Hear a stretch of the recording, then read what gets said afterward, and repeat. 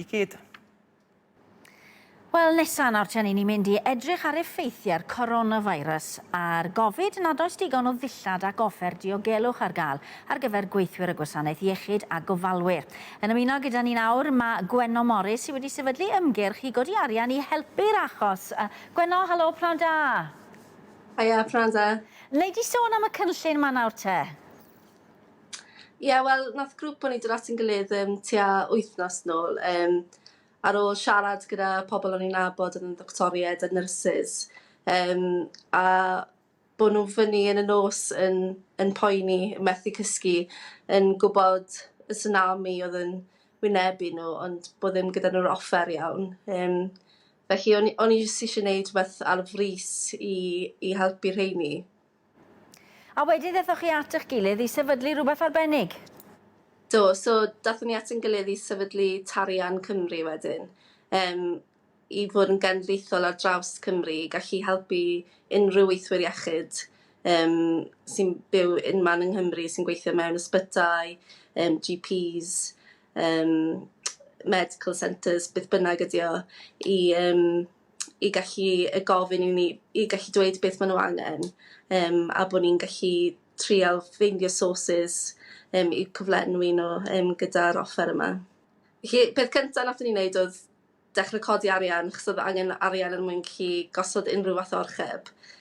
So ar Facebook gallwch chi ffeindio fe ar Tarian Cymru, neu tarian.cymru y wefan. A ar ôl casglu digon arian, nathon ni gosod archeb cyntaf ni o visors sy'n cyrraedd fori, a oedd canodd di wneud. Mae da ni requests am gannoedd o visors yn barod, so bydden nhw'n mynd allan yn syth fori.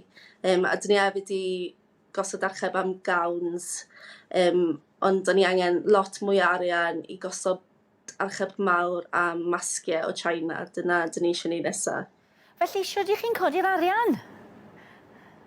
Wel, mae dyn ni tîm da o pobl yn gwirfoddoli. Os mae unrhyw un eisiau helpu ni, byddwn ni'n gwerthfawrogol iawn. Halwch neges i ni ar Facebook.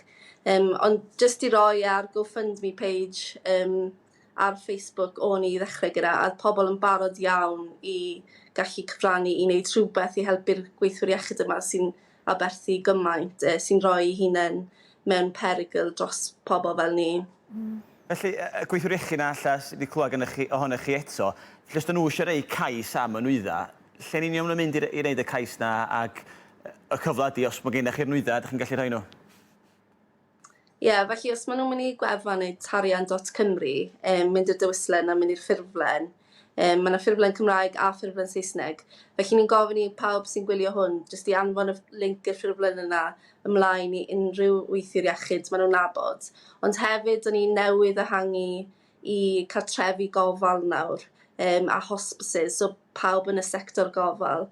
Achos o'n i'n gweld, ar ôl wneud yr ymchwil, o'n i'n gweld faint o angen oedd yn fanna mewn gwirionedd. Ond mae'n angen desperate, o ddim gyda nhw dim byd, a nhw sy'n gofalu ar ôl pobl mwyaf vulnerable yn cymdeithas ni.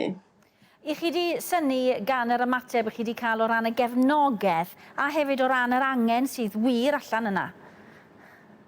Ie, do. Wel, o'n i'n gobeithio ddim yn cael ein synnu, o'n i'n gobeithio wir bod yr angen yn cael ei ddiwallu gan y llywodraeth, gan yr ysbytau.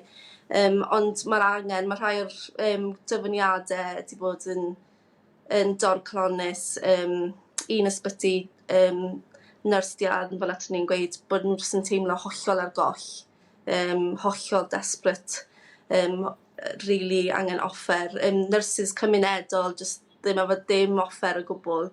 A beth sy'n really trist yw, mae lot yn teimlo fel bod nhw'n methu siarad allan. Maen nhw wedi cael gagging orders, neu maen nhw ddim yn teimlo fel bod nhw eisiau siarad allan yn erbyn yr ysbyty wrth gwrs.